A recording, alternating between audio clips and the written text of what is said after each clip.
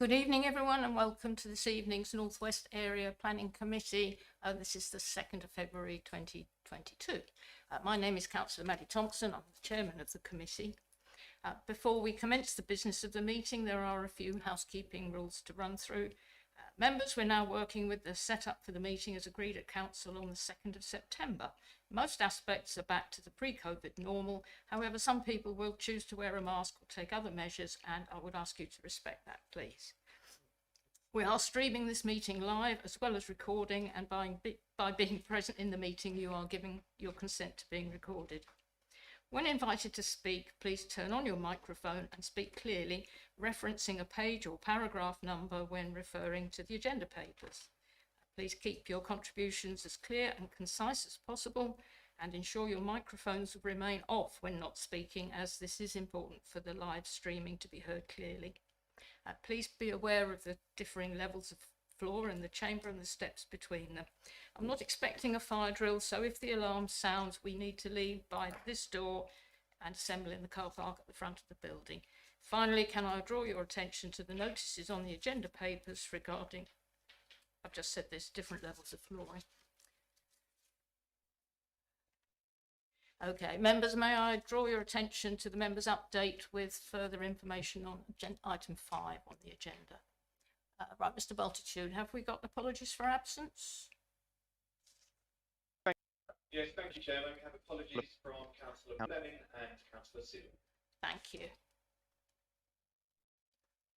Right, item number 3 is the minutes of the last meeting. Can I take those as read, members?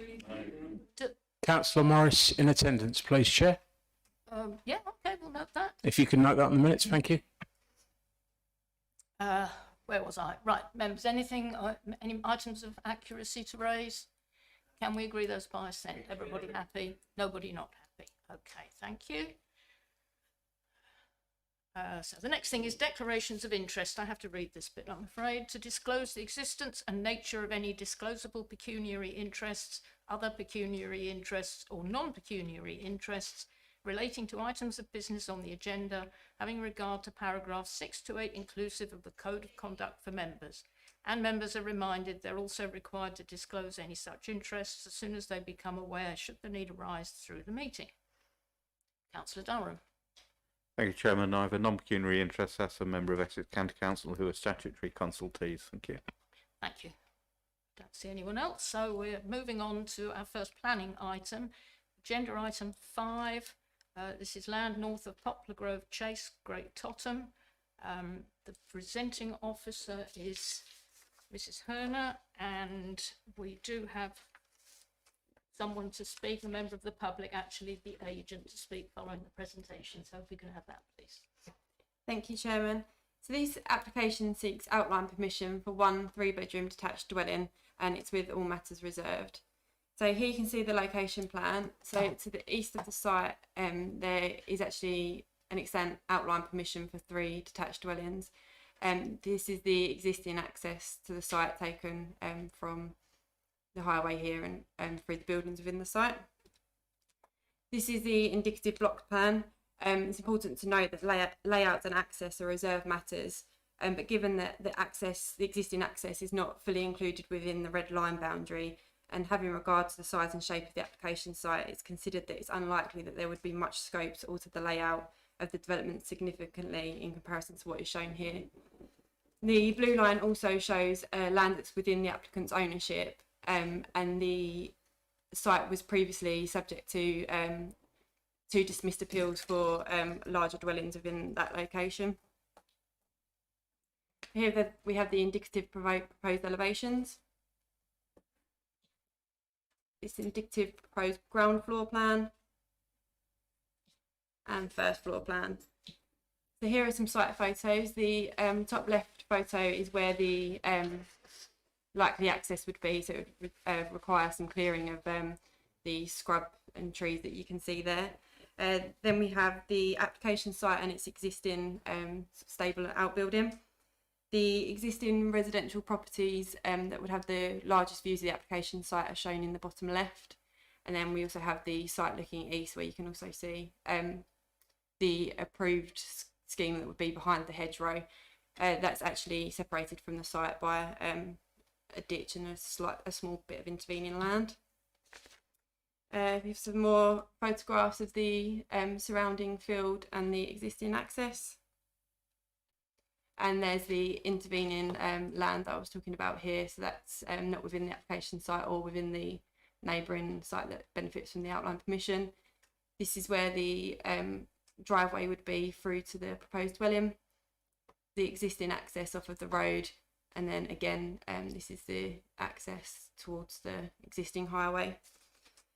The construction of a 3-bedroom dwelling on the site and its associated paraphernalia is considered to represent an unwelcome visual intrusion into the site and would represent an unacceptable form of backland development, as it's got no active frontage with the existing built form. And also the development would urbanise the site to quite a significant degree. It's also discussed in the members' update that it's noted there's an existing outbuilding on the site, but it's of a much smaller scale and bulk than a dwelling. Doesn't come with the associated paraphernalia and is more agricultural in appearance and more in keeping with the semi-rural character of the site. There's also a barn to the north of the application site, but again, this is of a different character than a dwelling. There's likewise the existing outline permission for the 3 dwellings to the east there within the existing pattern of development within the settlement, and again, are not of the same character as the application site. It's noted there are some public benefits to the scheme, such as providing a 3-bedroom detached dwelling, just a 3-bedroom dwelling, which would contribute to our housing need, but the social and economic benefits are not considered to overcome the environmental harm that's been identified on the character and appearance of the site. Therefore, it's recommended for refusal. Thank you, Chairman. Thank you very much. Right, we have a member of the public is attending via Teams. That's Mrs. Melanie Bingham-Watts. If we could get Mrs. Bingham-Watts online, please. Good evening. Good evening. You have 2 minutes, which will start the clock when you begin. So I trust you're comfortable, and please begin when you're ready. Thank you. The officer does indeed find positives to this application. The design is of traditional scale, style and form, and commensurate to the built design in the area. The site is sustainable in terms of access to public services and transport, and there are no objections on the amount of parking provision. The access track would not be over-intensified by the use. Adequate amenity space has been provided. There is no objection on ecology grounds, and around secure payment has been secured. The self-build register demonstrates over 6 years, 52 houses and sites have been given permission, and the council has met its need. To clarify, there is no capping of these numbers. That is 52 additional houses with a 5-year supply. It is put forward that the proposal would give significant harm in character and appearance to the area in a form of backland development.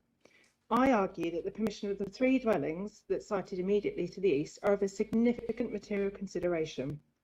The proposed development would follow the development pattern in a forthcoming reserved matters application. The report notes there will be an awkward bolt-on effect. Careful design taking into consideration the appearance of the 3 permitted houses and the proposed development has the potential to overcome any disparity and create a cohesive appearance. Careful landscaping and the piping of the ditch would prevent a disconnection between the 3 permitted houses and the proposed self-build dwelling. The permission of the 3 houses constitutes a form of backland development itself. A precedent has been set on site already. This proposal would follow that built form. Part 2 of the backland development, the officer finds that there will be no unacceptable material impact on living conditions and amenity on nearby properties. There will be no unacceptable loss of land of its social, economic, historic, environmental significance. The ecology report establishes the site was of limited scale and diversity. There are no heritage features or ecology. I'm sorry. I'm going to stop you there. That's okay. I am always Okay, very thank strict, but I think you've got most of your message across, haven't you? Right, members, I'm going to open the discussion now and invite you to put any questions or make any comments you wish to. And out of that, I hope we're going to get a proposal and we can vote on that when we have the specifics. I actually spotted Councillor Miss White first, so Thank you, Madam. I'll come to everyone, don't worry. Oh, okay, thank you, Madam Chairman. I've got a couple of questions. One is, are the applicants on the self-build register? because I think the agent mentioned it. Because I know as a member, I raised an investigation into the self-build register because the council has a duty to keep the register up to date. And as far as I'm aware, there are a lot of sites that are included on the register that weren't actually self-build because they have to have a self-build in the title, and there's a box that you tick on the application form. And for me, that's a lot of what, but I've never actually heard back from officers. But for me, there's a lot of weight that should be attached to that because although it's not a guarantee you'll get planning permission, do you know if the council's offered them any sites anywhere else for self-build? No, that was the same. Thank you. I'm not aware that this particular applicant's been offered any other sites. The site is itself, they are on the self-build register, but we've found that we've allocated the more than what is required under the self-build register for the last period. Yeah, but if I might come back, I have raised this as a member on a couple of occasions, and I think it's gone to ONS that a lot of the applications, they're supposed to be self-build only, and the register's not meant to include, I'm not having a go, it's not meant to include agricultural buildings, it's not meant to build anything else, and it's not meant to include ones which happen to be self-build. It's meant to be purely for self-build applications. So for me, I think that weighs in its favour. And it is, I'm quite right in thinking it is adjacent to these houses, and we've just been looking at Google Earth and it appears to be surrounded by houses on all sides. So yeah, so is that right? Is it in the middle of all the houses as it looks like it is? Can we go back to that picture? Yeah, Do you think? sure. I think that might be Robin, helpful, sorry. which would be the plan.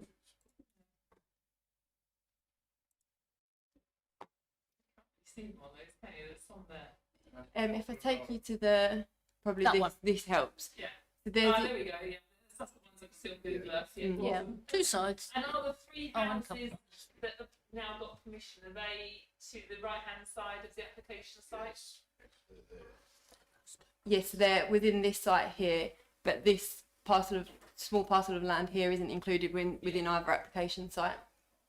That would just be a hedge or something. But no, awesome. Thank you very much. Thank you. Thank you. I just think that the other thing to point out that there is a defined development boundary. That's something which has been noted by the inspector on the previous decisions, and it's also mentioned within the officer's report. It's also been highlighted within the appeal decisions, the important nature of this open area here, particularly because of the development of the garden suburb and the element of the countryside, which, you know, is then highlighted and valued as a result of that. That was part of the reason for the refusal of the previous schemes, notwithstanding their size as well. And this is also part of our consideration to the unacceptability of this development in encroaching into that space. So it's not, from our point of view, just the fact that we have development nearby. Development is nearby, always nearby somewhere. There's always going to be some junction at which you'll have the development boundary and the countryside or open space. It's important here, particularly because of the development which is taking place around. And this just provides that further relief because of the development within the area. And that's to be taken into consideration. Otherwise, from our point of view, you will have this creep development. The arguments that could be made against the officer's refusal is that, okay, it's at the back, there's development around nearby, sort of what's the harm? Another person comes along, then it's going to become much more difficult to then resist that position. Thank you, Chairman. Thank you. If I might come back, is there any way of putting a condition on that would protect the rest of the field from development? Is there a way of doing that? No, there isn't. Okay. No, well, I'm going to look at the actual qualified planners here, but I believe not. No, thank you. I actually have Councillor Keys next, then Councillor Durham. Oh, might wait for, I called the application in, so I might wait for Councillor Durham. Okay, if you'd like to round up, that's absolutely fine. Councillor Durham. Thank you. I wonder, Mrs. Turner, have you got the scheme that was refused on appeal? Have you got the slide for that? If we can just see that. So that occupied pretty much that whole field.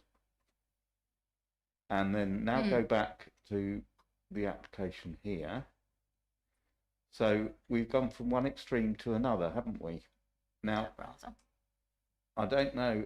I mean, I don't think I just fell from the apple tree. Now, to me, and I know this is not a planning consideration, but this opens that remainder of that site for another 8 or 10 houses,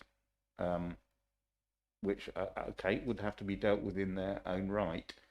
But I think that, being Mr. Cynical, that is the reason for this application, to establish the precedent, and then we will see within a very short space of time application for 8 or 10 houses on that green, on that the rest of that land. But as I said, that's not a reason to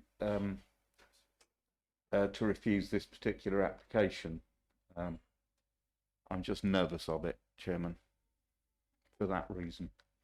Thank you. Anyone else before I come to Councillor Keys? Councillor Keys. The floor then, thank you very much, Madam Chairman. Right, backland development seems to be the main thing this has turned down for. Now, could I have a look at the slides, please, of from the site out to Colchester Road, please? No. It's that one there, the bottom right-hand side one, where your mouse is now.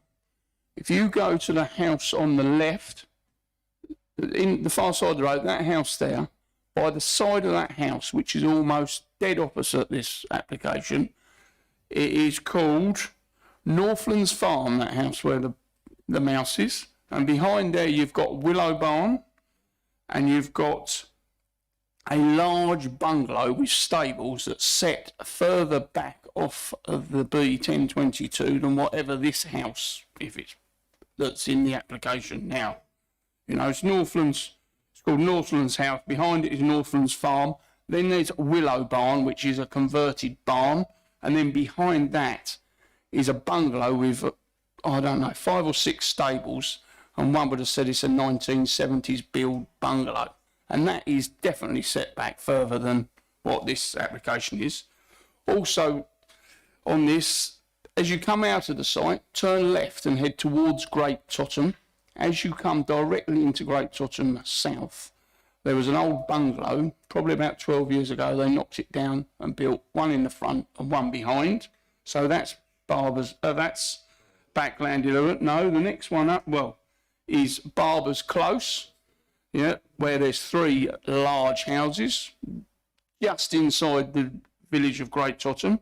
And then just up further, I don't know the name of it, but there's a cul-de-sac, which again is backland development, and there's 3 large houses in there. I don't know the name of that road. It's an unmarked, that's an unnamed road. Then on the right-hand side, number 37, and Councillor Dunn will probably remember this, Pony and Gould from Wickham Bishops. That's where the son lives there, and he built a house behind on the opposite side of the road, just before you get to the cafe, what we all know of that was in Great Totham, number 37. And obviously you've got Poplar Grove next door to it. And if you come out of the site, turn right towards Haybridge, and I don't know the name of the house, but there's a cottage on the left-hand side, just past where the Crown Pub, what we all know was the Crown Pub. And the lady there won a house behind it on appeal about 2, might be 3 years ago. It went for appeal. She built one in her garden right behind. As you go down the road on the left-hand side past the Crown, you can't miss it. It's a nice little cottage, proper, like a Christmas postcard cottage, one would say. Well, behind that, she built a house in the garden, and she won that for appeal. So I think to be consistent, which I keep getting told by Malden Council and Great Totham Parish Council and all the rest of it, I've just named a few here of this backland development. And I know I called in the application to start with, which was the ones in the front, which we all know as the dairy. They are backland to start with because there's a house in front of them, the industrial. And I think that's probably, you've got Poplar Grove next door to it on the left-hand side. And in the last 10 years, I would imagine there's at least 5 houses have been built down there. Okay, that's all I'd like to say. Thank you. Mr. Johnson, would you like to make a comment at all? Thank you, Chairman. and I appreciate Councillor Keys for No, giving I'm the sort local, of so it's mine. potted history of the area. But I think on the plan of the site, if Devon would like to just bring it up again, you know, this is the area we're dealing with. In addition to the application site, you have the defined wider site, which is owned by the applicant. I think the photos quite clearly showed, you know, relatively recent photos showing vistas from right around the site, that there is no development within the area. Now, I can clearly understand that there will be development plotted around. Each development is considered on its merits. Each development is considered within its context. So I sort of fully appreciate that. But the circumstances of this site have been considered clearly under this application, but through the previous applications, notwithstanding the fact that there was a larger development before. It's considering the site in its totality and taking in its whole area, and the potted context that I gave earlier on, which I think is quite relevant. And also, I think the issue of precedent is also, we can't make decisions solely on precedent, but we think that this is a consideration that we should bear in mind here as well, because that's part of the overall context. Councillor Durham, I understand why I'm saying maybe not planning, but alluded to that to some extent. It then starts to become difficult for us when we're considering the context of the site with further development coming forward. The officer in her report sets out clearly that there is development on the eastern side, while there is an intervening ditch, while there is hedging, so there is a separation. We are quite aware that there is that development there. That scheme was approved by members against officers' recommendation. I think that was when I more or less joined the council. So I remember it quite clearly. And there are a few others which have been allowed on appeal within the vicinity. Again, these are set out within the report, but they're clearly explained within their particular context. For us in making our planning decisions, it is the wider area we consider. We do have the garden suburb, which is not clearly a million miles away from here. It is also protecting the context within which that garden suburb is being developed. And that has been alluded to for this site in previous decisions. So it's incumbent upon us to have regard for that. And that is a material consideration. Thank you, Chairman. Thank you. Councillor Keys, you want to come back? Well, I'm going to put a proposal forward, if I can, to go against the officer's recommendation. Okay. Reasons, please, that address the Reasons being, given well, here for refusal. Self-build register, Mrs. Sue White's just told me, Councillor White. It's houses in front of it, so I don't know what we can use on that. I'll never get any help on this when I want to go against officers, but I'm on my own here, and It's a professional thing. Yeah, I'm on my own. Really If I wanted to turn can't it down, do the opposite of what they recommend. Oh, I don't know. You really can't. Self-build register adjacent to houses at the front, which was something. Benefit outweighs the harm. Access is good access onto the B1022. We can use that. I should have thought. I don't know.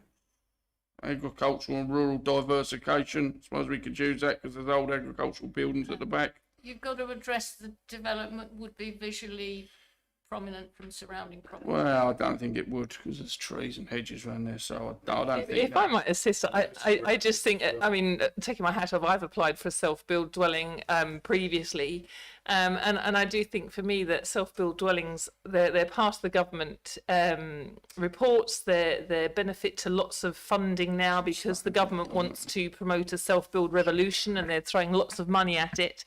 And I think that for rural communities to survive, it's very important that we support the self-build registered and the applicants.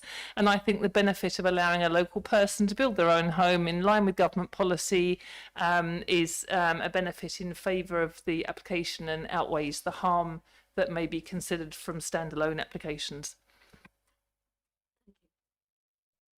Cover a legal decision? Does that cover a legal decision? Please, officers. Sorry, Mr. Johnson. Well, I do I mean, you know, obviously it's members' decision, and we clearly understand and respect that. I do find conflict with a number of positions that we regularly put to committee in making our recommendations. For example, you know, the benefit outweighs the harm. I mean, this is a single dwelling.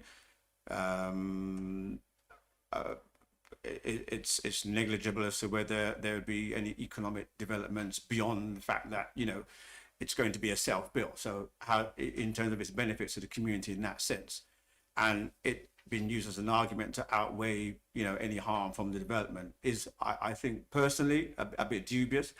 And, you know, it would put us in positions when we're making that same argument against other developments. I think that clearly goes against it. I think in the report it also sets out regarding the self-register, just remind me about this, Devon, that our requirement has been met. I do understand that the councillor has made comments regarding, but you know, there's no evidence in front of us in terms of what's been said in that respect. Yeah, but if I might, I'm sorry to come back. I have raised this because if you read the legislation, it's really clear that you must not include any other applications within the self-build approvals. And Malden District Council, I can think of two that were for agricultural dwellings. One was in Cold Norton, Wayback Farm.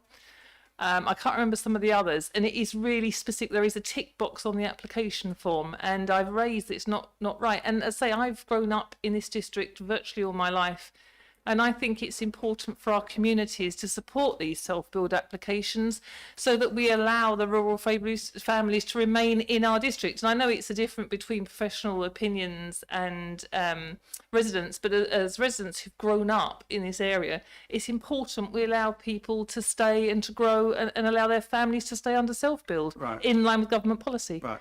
5.9.4 to me seems fairly clear. In which, you know, in all the base periods, the council has granted the same number of or more suitable development permissions than there are number of entries on part 1 of the register. Across the base periods, there are 15 individuals on part 1.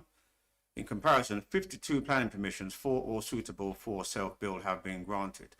Given the above, this indicates that the council has met its legal requirement. I think this is a discussion for another meeting. But I'm just underlining that because that's also partly an argument put forward in terms of supporting this application, and in my view, that's flawed in incorporating into that as part of the reasons. And in my view, the authority's position is flawed because I have concerns over the self-build register. But we'll leave that for another day. I have raised it before, and I haven't ever had any response to it. We'll certainly look I'll at raise it that. again. Right. I mean, so now we have a proposal with, so we're going to have to vote on it now. Are you clear? And Mr. Bultitude, are you clear what this proposal actually is? And would you like it summed up? I think that would be a good plan myself. I agree. Yes, please. Okay. Would one of you care to sum up the proposal in words that we can get? Okay, I'll have a go at summing it up. I believe that the applicants are on the self-build register and that we need to provide more self-build plots in line with government policy. I also believe the benefit of this dwelling will outweigh the harm. It's already got a very good access. It's adjacent to 3 dwellings that already have permission. And I don't think that it's visually intrusive because it has houses on 2 sides, and it is very close. In fact, 3 sides. If you look at it's got houses on 3 sides. And for me, as a member, not as a professional, for me, the benefit outweighs the harm. This isn't just a random application. It is a self-build, which is specific. Okay. I'm going to get Councillor Keys, you'll second that. I will second.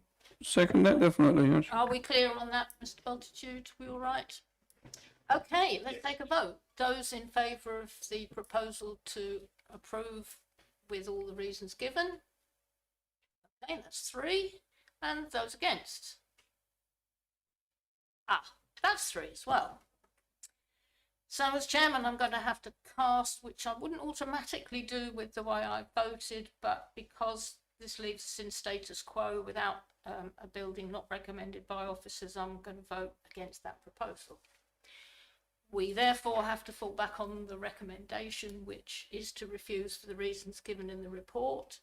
Can I have a seconder for that? Thank you.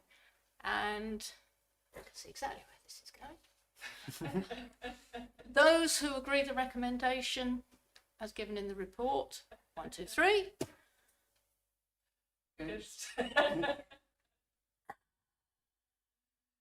Now, this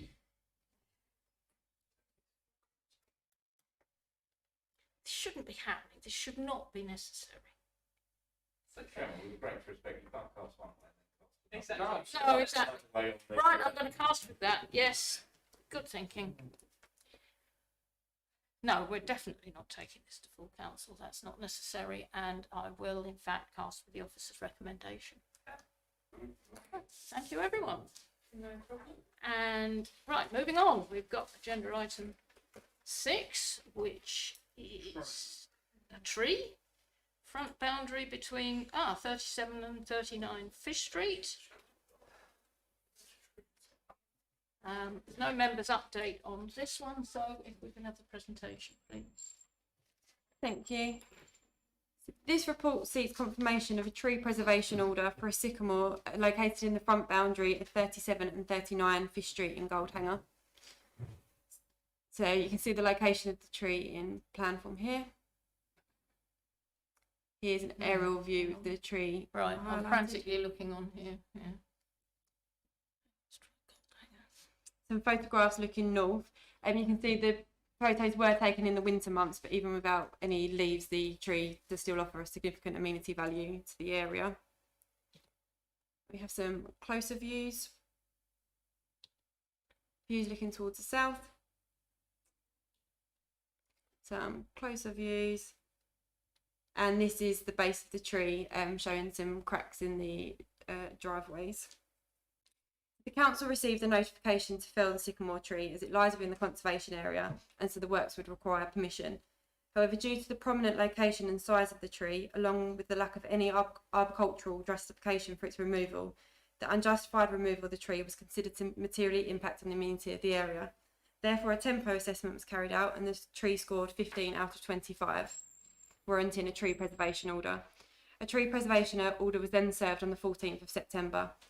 As an unresolved letter of rejection has been received in relation to the TPO, stating that the tree is leaning, causing driveway cracks and drainage issues, the question of whether or not to confirm the TPO has been brought before members.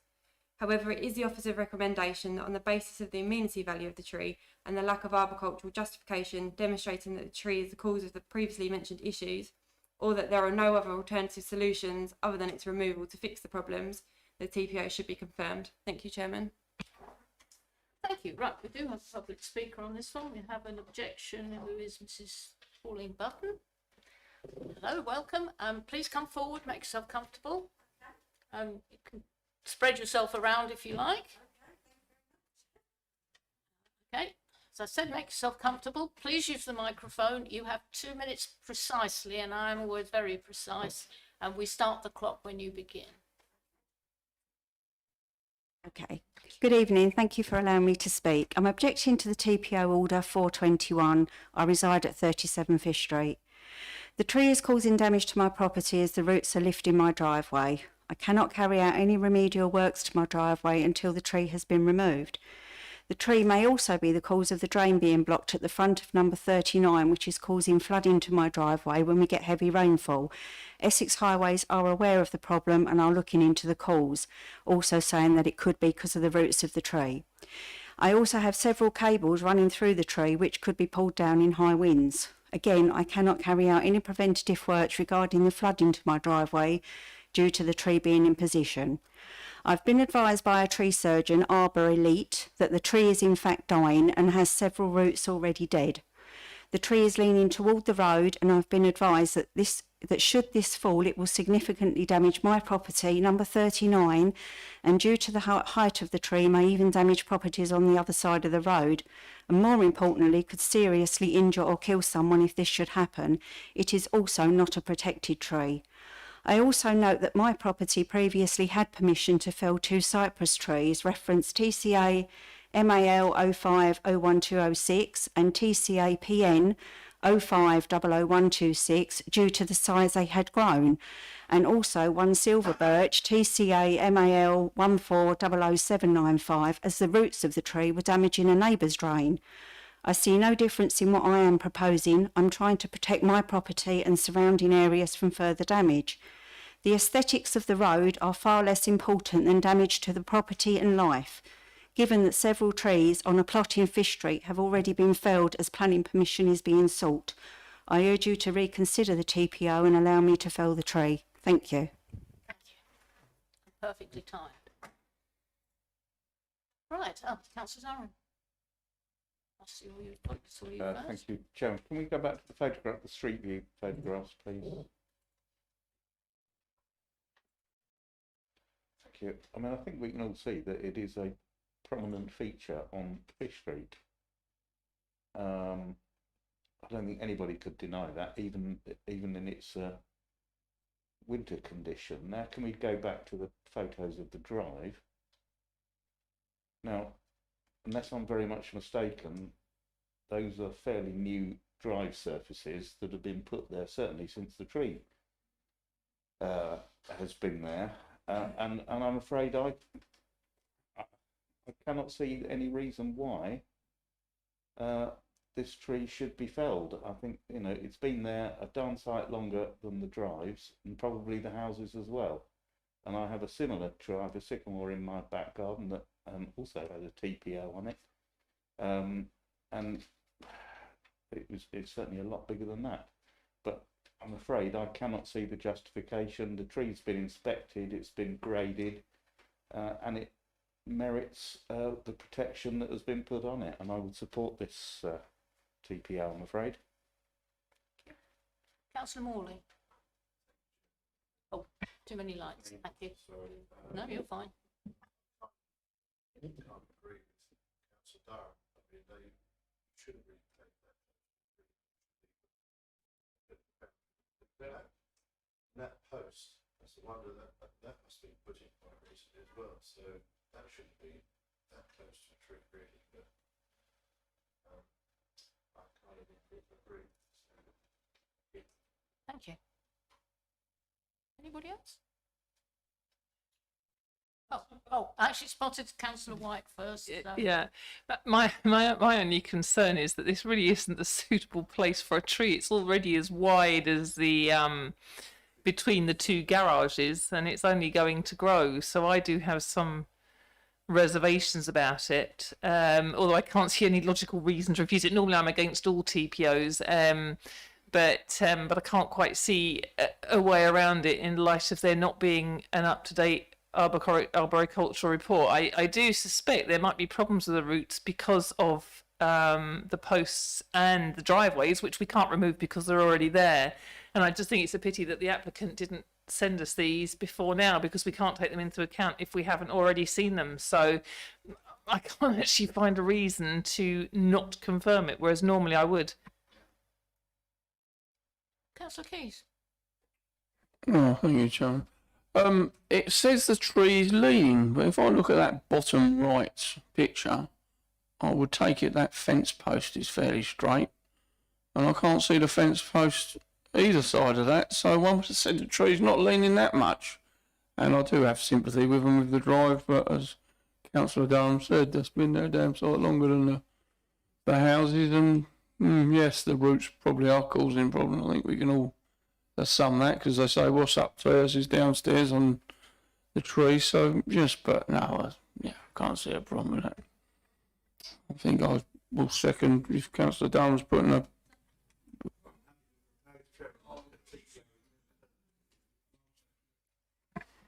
Thank you, members.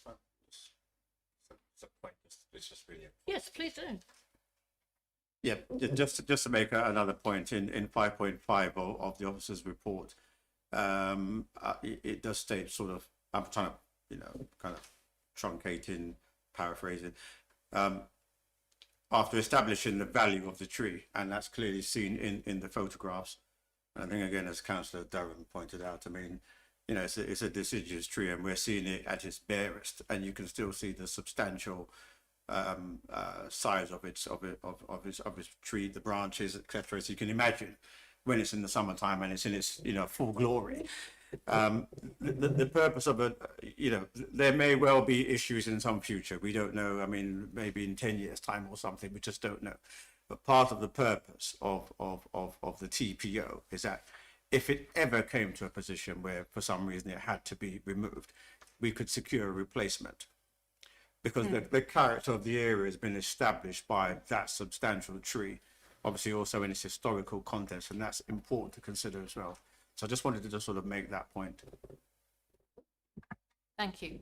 Thank you. Grateful for that.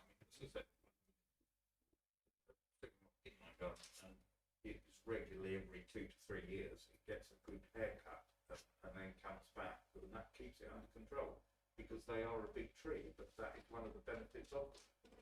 They are actually a very attractive tree, and I think, as we've seen, the street scene would be much the worse if it disappeared.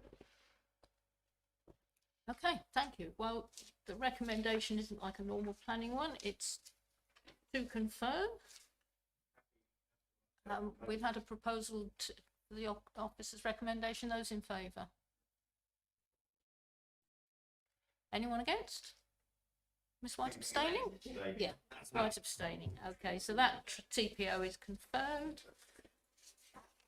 It doesn't mean no work can happen. It just means it can't be done willy-nilly, and if it is taken down, it has to be replaced. So now we have another TPO, which is Purleigh. There is no one to speak on this as it happens, so if we can have the report, please, Mrs. Turner.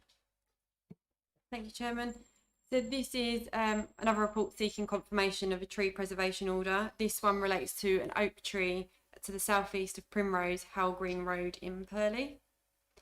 So again, we have the location of the tree shown in plan form.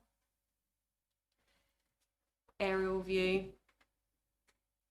This is the closer view and just gives you some context of the tree in relation to the adjacent dwelling. Views of the tree looking towards the north. Some closer northerly views. Views looking east and into the amenity space that serves Primrose. And then this is the glimpses that are available looking south from the highway. The council were made aware that the oak tree was at risk of being felled and so undertook a tempo assessment to determine whether the tree was worthy of a TPO. The tree scored 15 out of 25, which meant it warranted a tree preservation order. This was served on the 13th of October. An unresolved objection has been received in relation to the TPO, stating that the tree is causing subsidence at the neighbouring dwelling. Therefore, the question of whether or not to confirm the TPO has been brought before members. It's officer's recommendation that the TPO should be confirmed, as no arboricultural evidence has been submitted to implicate the tree in the subsidence issues, nor has it been demonstrated that there are no other solutions available to mitigate the issues other than to fell the tree. Furthermore, the tree is considered to be a significant amenity value to worthy of TPO, I think, as shown in the photographs. Thank you, Chairman. Thank you. I actually spotted Councillor Durham first. I'm doing this strictly in order. Chairman, out of consistency, and I think I overheard Councillor Morley saying it's a lovely tree. It's a beautiful tree. It's probably even more aesthetic benefit than the previous tree, and I can't see any reason why that particular tree, if it's been assessed and it's not, and the alleged subsidence isn't attributed to that tree, I can't see any justification for allowing it to be removed. So I would totally support, you know, we're meant to be a green council, Chairman, and every meeting we go to, we're asked to confirm our green credentials, and cutting down specimen oak trees like that, I think would be rather hypocritical. So I, again, support this TPO. Okay. Thank you, Madam Chairman. Where is the house that's got the subsidence in relation to the oak tree? Excuse me. From reading the letters, I thought it was right next door, and so I'm a bit surprised that I can't actually see a house around it. There is on the plan. It's there, but it's not exactly close, is it? It doesn't look the same on the plan. Actually, yeah.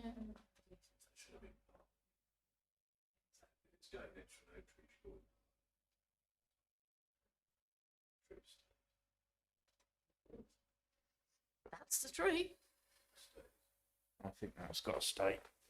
Yes, to be fair, it is far enough away that doesn't bother me so much, and at least it is a nice address. Although I really don't like TPOs in general, I don't have such a problem with that one. I thought it was closer when I read the letter from the agents. I thought it was right next door, but it isn't as close as I thought.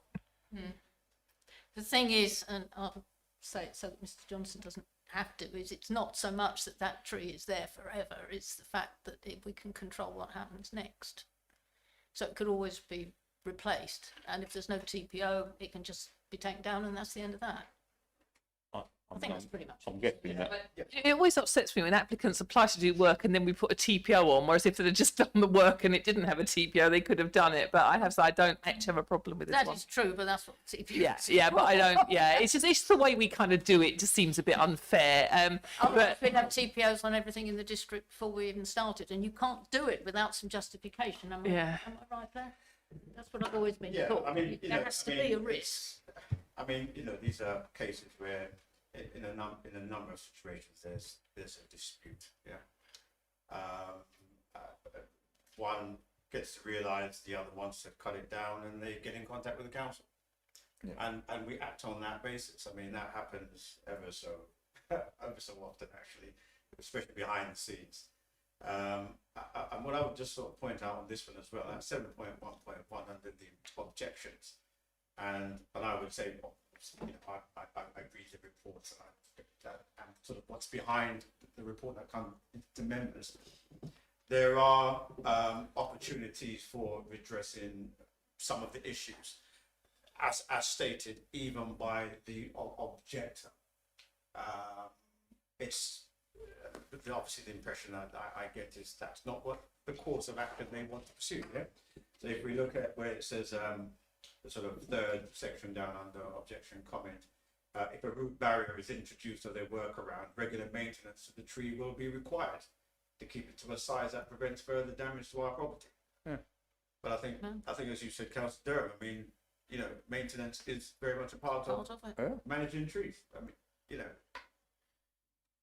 Okay, well, thank you. We have a proposal on the table which is to accept the officer's recommendation, which simply confirms the TPO 521 without any modifications.